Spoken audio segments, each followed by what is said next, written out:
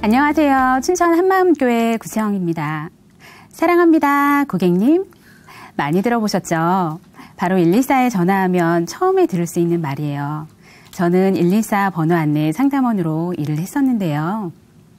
매일 걸려오는 수천 통의 전화를 받으며 사람들이 궁금해하는 번호를 안내해주던 제가 인생의 참 진리 되시고 참 주인 되신 예수님을 만나 이제는 인생의 해답을 안내해주는 하늘나라 진짜 상담사가 된 간증을 나누려고 합니다. 114는 고객이 문의하신 전화번호를 신속 정확하게 알려주는 곳인데요. 중국집, 치킨집, 피자집 아마 살면서 114 번호 안내를 한 번쯤은 다 이용해 보셨을 거예요. 저의 하루는 사랑합니다, 고객님 으로 시작했는데요. 어느 날은 저의 인사말이 끝나고 정말 사랑하시나요? 묻는 남성분도 있었어요. 하하, 네, 고객님 이라고 대답하니 정말요? 하며 심각하게 물으시는 바람에 정말 난감했습니다. 사랑합니다, 고객님 이라는 인사말에 너무나 많은 고객들이 저에게 사랑 고백을 해주셔서 이후에는 반갑습니다, 고객님으로 인사말이 바뀌는 웃지 못할 해프닝도 생겼답니다. 직장에 다니면서 겪은 에피소드가 참 많았는데요. 한 번은 다급한 목소리로 어떤 남성분이 전화를 하셨어요. 저기요, 진짜 급한데요. 119는 몇 번으로 하면 되나요? 참 황당하기도 하고 어이없기도 했지만 저는 침착한 목소리로 응대를 했습니다. 아, 네, 고객님. 전화기에서 119를 누르시면 됩니다. 114에 자주 전화하시는 유명한 우수 고객이 있어요. 이분은 지적 장애를 갖고 계신 분인데요. 3분만 통화하면 되는 분이셨어요. 전화하셔서는 누나, 나랑 놀아요 하시는데요. 3분 동안 고객님께 잘 응대해드리다가 고객님 3분 됐어요 하면 전화를 끊으신답니다. 이외에도 집 나간 아버지 번호를 물어보시는 자녀분, 말상대가 없으니 심심하다고 대화하자는 할머님, 사기친 사람 번호 알려달라고 떼쓰는 고객, 안내받은 번호로 전화했는데 안 받는다며 다짜고짜 욕하다가 화풀이 하시는 고객 등등 정말 현장에서는 상상외의 일들이 매일매일 일어나곤 했어요. 하루에 이렇게 다양한 고객들을 만나다 보면 정말 고객님을 사랑할 수 없었는데요. 웃고 넘길 수 있는 전화도 많았지만 힘든 고객들도 정말 많았어요. 한 번은 젊은 여성분이 전화하셨는데요. 문의한 번호가 나와 있지 않아서 고객님, 문의하신 곳은 등록되어 있지 않습니다 했더니 잘 찾아보지도 않고 안 나와 있냐고 하시면서 짜증을 내시는 거예요. 저도 같이 짜증이 났지만 최대한 고객님께 예의를 갖춰 응대해드렸는데요. 꾸지람에서 시작된 전화통화는 직원이 불친절하다며 고객센터로 다시 전화하셨어요. 거기 구세영 상담사 있죠? 당장 나한테 사과 전화하지 않으면 가만 안 있겠어요? 하며 사과를 요구하셨습니다. 저는 그 여성분께 전화드려 죄송합니다, 고객님. 이용하시는데 불편을 드려 정말 죄송합니다. 죄인처럼 반복하며 사과해야 했고 그날 저는 하루 종일 고객님의 훈계를 들어야 했어요. 이렇게 고객과 몇 시간의 긴 통화가 끝나고 나면 진이 빠지면서 정말 서러움의 눈물이 복받쳐 나왔어요. 아니, 내가 무슨 죽을 죄를 졌다고 하루 종일 죄송하다고 해야 되나? 정말 이 직장을 계속 다녀야 하는지 마음이 너무 괴롭고 힘들었어요. 서비스업이라는 직업 특성상 화가 나도 억울해도 표출할 수 없다 보니 하루하루 스트레스가 쌓여 마음의 병이 깊어만 갔어요. 그러다 보니 항상 자부심을 갖던 저의 직업에 많은 갈등이 생기더라고요. 그리고 정말 힘든 것은 실적으로 인한 스트레스였어요. 업무 평가의 기준은 친절도와 1000통 이상의 실적이었는데요. 시간당 130콜 이상을 받기 위해 1분 1초가 늘 긴장의 연속이었어요. 통화가 좀 길어진다 싶으면 평가에 지장이 있기에 늘 예민한 상태로 전화를 받으면서도 목소리는 늘 솔 음을 유지하며 친절하게 응대해야 했어요. 처음에는 열심히 근무해서 우수 상담원으로 뽑혀 해외 연수를 다녀오기도 했는데요. 이 자리를 유지하고 치열한 경쟁에서 살아남기 위해 점점 악으로 회사를 다니게 되더라고요. 점점 몸과 마음이 지치고 피폐해지면서 마음 둘 곳이 없어졌습니다. 동료들과 스트레스를 풀기 위해 퇴근 후 술도 마시지만 그때뿐이었어요. 모태 신앙인이었던 저는 이 힘든 마음을 교회에서 위로받고 싶었는데요. 방법을 모르니까 열심히 봉사하고 헌금하고 피곤하고 힘들어도 주일은 꼭 지켰어요. 그런데 이렇게 열심히 신앙생활을 해도 이런 저의 힘든 마음을 해결해 주지는 못하더라고요. 그러다 보니 제 마음은 수고하고 무거운 짐을 하나 더 얹은 것처럼 더 무거워져만 갔습니다. 이 무렵 작은 언니는 춘천 한마음교회에 다니고 있던 작은 형부를 만나 결혼을 했는데요. 형부와 하나님에 대해 교제를 하게 되었어요. 형부가 저에게 처제는 믿음이 뭐라고 생각해? 하나님을 어떻게 믿을 수 있지? 질문을 던졌어요. 나름 모태신앙이었지만 저는 머리가 하얗게 되면서 아무 생각도 나지 않았어요. 곧바로 형부는 부활하신 예수님에 대해 침을 튀겨가며 이야기를 하는 거예요. 한때 락커였던 형부인데 지금은 부활하신 예수님을 만나고 너무나 많이 변해 있었어요. 살아나셔서 제자들 앞에 나타나신 예수님을 자신도 만났다며 흥분해서 이야기를 하는데 저는 너무 충격에 빠졌어요. 그리고 순간 깨달아졌어요. 아, 내가 하나님을 인격적으로 만난 적이 없구나. 사실 저는 걸음마를 떼면서부터 교회 예배당을 밟았고 봉사에 11조에 열심히 신앙생활을 했으니까 제 신앙에 문제가 있다고는 생각해보지 못했거든요. 그런데 형부 얘기를 듣고 나니 그동안 예수님이라는 존재가 저에게 추상적이었다는 사실을 깨닫게 되었어요. 그리고 형부가 만난 예수님을 나도 만나고 싶다 라는 간절한 생각이 들었고 곧바로 저는 춘천 한마음교회에 가게 되었습니다. 예배 중에 목사님께서는 예수님을 주인으로 믿어야 한다고 말씀하시면서 예수님을 구세주뿐 아니라 삶의 모든 영역에서 주인으로 믿는 것이 참된 믿음이다 라고 하셨어요. 그리고 예수님을 주인으로 믿지 않은 것이 죄라고 하셨습니다. 저도 이 죄에 대해 고민하지 않을 수 없었어요. 어느 날 목사님께서 말씀하신 예수님을 믿지 않은 죄가 무엇인지 알려달라고 성령님께 간절히 의뢰하며 기도했는데요. 한 말씀이 생각났어요. 이는 한 아기가 우리에게 낳고 한 아들을 우리에게 주신 바 되었는데 그 어깨에는 정사를 메었고 그 이름은 기묘자라 모사라 전능하신 하나님이라 영존하시는 아버지라 평강의 왕이라 할 것임이라. 이 말씀이 생각나는 순간 저는 깜짝 놀랐습니다. 아, 하나님이 이 땅에 오셨구나. 이어서 사도행전 말씀이 생각났어요. 정하신 사람으로 하여금 천하를 공의로 심판할 날을 작정하시고 이에 저를 죽은 자 가운데서 다시 살리셔서 모든 사람에게 믿을 만한 증거를 주셨다는 말씀이었어요. 모든 사람에게 예수님을 하나님으로 믿을 수 있도록 증거를 주셨다는 선포 앞에 저의 무릎이 꿇어졌습니다. 하나님께서 구약의 예언대로 부활의 증거를 통해 예수님이 누구신지 확실하게 증명하신 거였어요. 예수님을 죽은 자 가운데서 다시 살리셔서 하나님께서 이 땅에 오셨다 가셨음을 밝히 보여주셨더라고요.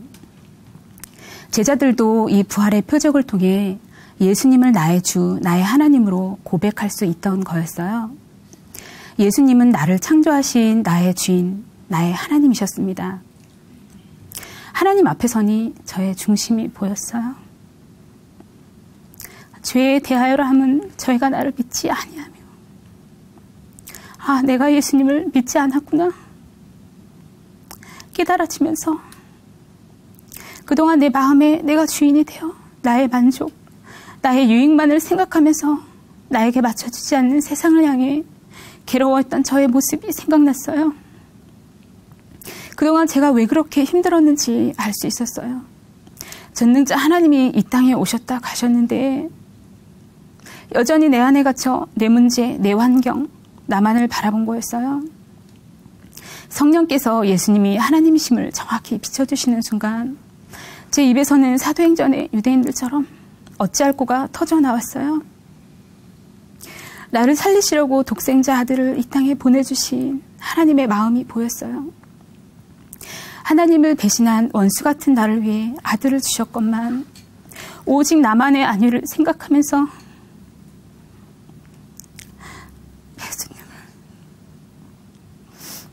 예수님을 배척하고 믿지 않았어요.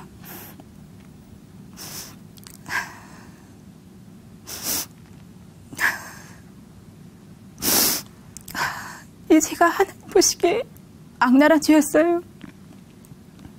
저를 향한 하나님의 사랑을 무시하고 짓밟는 너무나 무서운 죄였습니다. 이 제가 깨달아지니 저는 가슴을 치며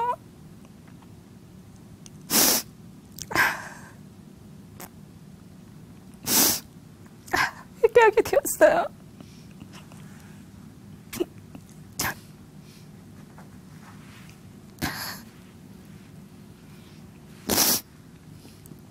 하나님 아버지, 잘못했습니다.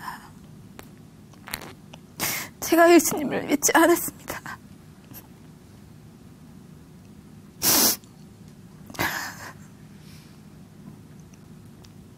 용서해 주세요. 예수님은 나의 주인이십니다.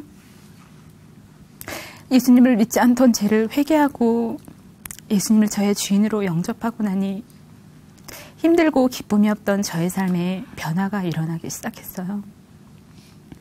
부활의 증거로 예수님께서 지금 저의 주인이라는 것이 선명하니까 예수님과 동행하며 사는 매 순간이 기쁨이 넘쳤습니다. 성경의 모든 말씀이 은혜의 말씀이 되었어요. 하늘과 땅의 모든 권세를 가지신 예수님께서 저와 함께 하시니 저는 부족함이 없는 다 가진 자가 되었더라고요. 그러니 항상 기쁠 수밖에 없었습니다. 저는 이 기쁜 소식을 전하지 않을 수 없었어요. 직장은 영혼을 살리러 파송받은 선교지였고 저는 모든 사람을 사랑하는 자가 이미 되었더라고요. 저에게 사명을 주시고 사명자로 부르심이 너무나 감사했어요. 그러니 제가 처한 상황과 환경은 아무 문제도 되지 않더라고요. 어느새 저의 입에서는 불평, 불만이 그치고 감사가 넘치기 시작했습니다. 하루는 번호 안내를 잘못 받았다고 소리 지르고 욕을 하는 고객님의 전화가 걸려왔는데요. 다른 때 같았으면 내가 안내줬어? 왜 나한테 짜증이야? 하며 저도 속으로 짜증을 냈을 텐데요. 그 순간 말씀이 생각나는 거예요.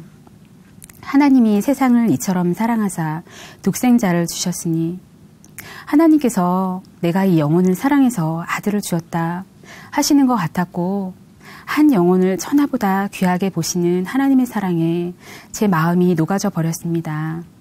정말 진심으로 죄송하다고 말씀을 드리고 전화를 끊으면서 하나님, 이 영혼도 예수님을 꼭 믿을 수 있게 해주세요. 기도하는데 뜨거운 눈물이 흘렀습니다. 자기 감정을 누르고 다른 사람의 감정을 맞춰주는 상담사들을 감정 노동자라고 하는데요. 이런 일을 하는 사람들이 얼마나 힘든지 종종 보도되잖아요. 직장의 환경은 여전했어요. 그런데 저의 마음의 주인이 바뀌니 어떤 전화가 걸려와도 기쁘게 사랑합니다, 고객님 하고 응대할 수 있게 되었는데요. 예전엔 절대 사랑할 수 없었던 고객님을 진심으로 사랑할 수 있게 되었답니다. 힘들게만 여겨져 매일 퇴사를 생각했던 직장이 하나님께서 보내신 선교지라는 것이 알아지니 이때부터 매일 직장을 위해 기도하게 되었어요. 그리고 만나는 동료들에게 뜨겁게 복음을 전했는데요. 한 번은 같은 팀에 있던 언니에게 예수님 믿고 같이 천국 가자 했더니 아직 자신은 하나님 만날 때가 안 됐다며 복음 듣기를 거부하는 거예요. 저는 1년 동안 언니를 위해 기도했는데요. 때가 참에 하나님께서 기회를 주시더라고요. 어느 날 언니에게 언니 이제 예수님 믿어야지 했더니 언니는 요즘 가위에 심하게 눌린다며 힘든 마음을 이야기했어요. 언니는 이미 낮은 마음이 되어서 예수님을 믿고 싶다고 했고 다음날 집에 초대해 복음을 전했어요. 엄마 품으로 다시 돌아온 아이처럼 언니는 감격의 눈물로 예수님을 영접했습니다. 너무나 기쁘고 하나님께 감사했어요. 언니 아이들에게도 복음을 전해서 언니네 집은 자연스럽게 예배처가 되었는데요. 이 가정이 하나님께 쓰임받는 가정이 되기를 계속 기도하고 있습니다. 직장에 교회를 세워달라는 몇 년간의 저의 기도에 하나님께서 응답해 주셨어요. 어느 날 신실하게 하나님을 찾는 팀장님과 같은 팀이 되었는데요. 팀장님의 귀한 중심을 보며 하나님께 기도하게 되더라고요. 그러던 어느 날 팀장님께서 사내 큐티 모임에 함께 참석할 것을 제안하셨어요. 참석한 첫날 제 소개를 하면서 짧게 저의 간증을 했습니다. 30년 동안 교회의 땅만 밟으며 하나님과 상관없이 살다가 성경대로 부활하신 예수님이 하나님이시며 나의 주인이심을 믿게 되었고 천국이 선명하니까 이제는 영원한 것을 위해 살게 되었다고 이야기를 했는데요. 그날 팀장님은 잠을 못 주무셨다고 하시는 거예요. 자신은 하나님을 알고자 애쓰고 있는데 제 이야기를 들으며 저의 확신 때문에 충격을 받았다고 하셨습니다. 그날 이후로 틈날 때마다 팀장님과 교제하며 팀장님을 위해 기도하게 되었어요. 팀장님께서는 자신이 다니는 교회 목사님께 저에 대한 말씀을 드렸고 목사님께서는 성도 한 사람 한 사람이 삶의 처소에서 복음을 확신 있게 전하며 사는 것에 굉장히 놀라워하셨습니다. 그리고 우리 교회에도 방문을 하셨는데요. 진정한 변화는 다른 것이 아니라 부활로 인한 오직 복음의 능력임을 절감하시면서 많은 도전을 받고 가셨어요. 얼마 전에는 그 목사님께서 팀장님을 비롯한 성도들의 변화되는 모습을 보시고 목회 이후로 이렇게 신바람 나는 목회는 처음이시라며 기쁜 소식을 전해주셨는데요. 정말 감격이 되었습니다. 교회를 향하신 하나님의 마음을 더욱 알게 되면서 함께 사명을 위해 달려가게 해주신 하나님께 정말 감사하게 되었습니다. 저는 얼마 전에 지방으로 이사를 하면서 직장을 옮기게 되었는데요. 지금 있는 곳에서도 제가 만난 예수님을 기쁘게 전하고 있어요.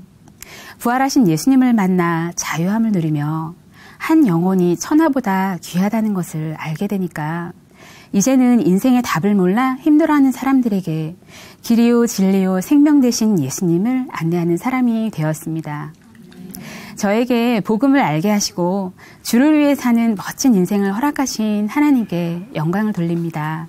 남은 인생 주와 복음을 위해 쭉 달리겠습니다. 사랑합니다. 예수님. 감사합니다.